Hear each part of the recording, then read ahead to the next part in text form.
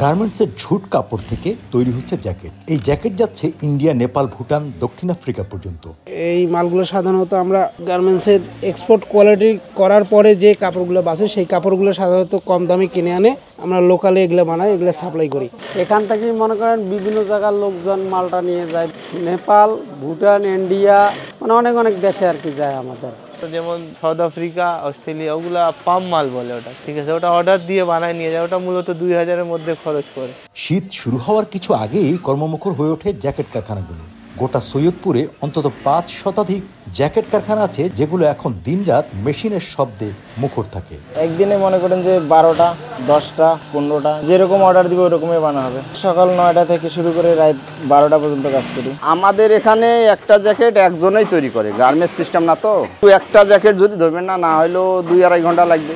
4-5 প্রকার জ্যাকেট তৈরি হয়, ছোট বাচ্চা থেকে শুরু করি বড় মানুষ। উপরের কাজ একজন করে, ভিতরের কাজ একজন করে, আবার আপনার প্রিন্টের কাজ আর একজন করে। 3-4 জায়গায় যায় একটা জ্যাকেট।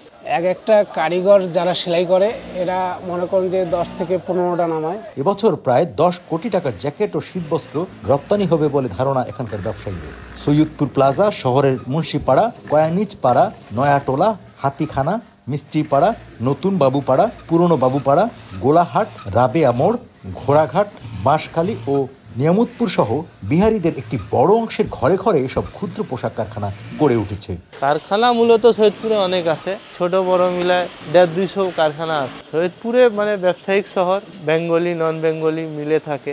এখানে লোকাল কারখানা প্রচুরের কারণে এই জ্যাকেট তৈরি হয়। যারা এখানে অর্ডার দিয়ে যায়, তো যেভাবে অর্ডার দেয় সেইভাবে মাল তৈরি করে। 20 বছর যাবত ধরেন এই জ্যাকেটটা আমাদের চলতেছে।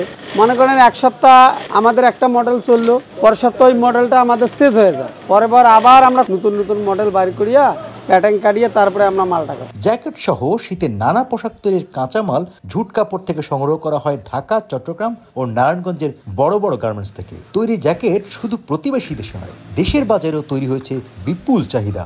এগুলো মূলত আমাদের বড় বড় শোরুমে যায়। এই কাপড়টা আপনার মূলত প্যান্টের যে কাপড় হয় না, গ্যাবার্ডিং কাপড়, এটা মূলত ব্লেজার দেওয়া আছে। এটার দাম কম, এটা মূলত আপনার 500-র মধ্যে পড়ে যায়। এগুলো সার্জেন জ্যাকেট, এগুলো রেট আপনার 600 টাকা করে।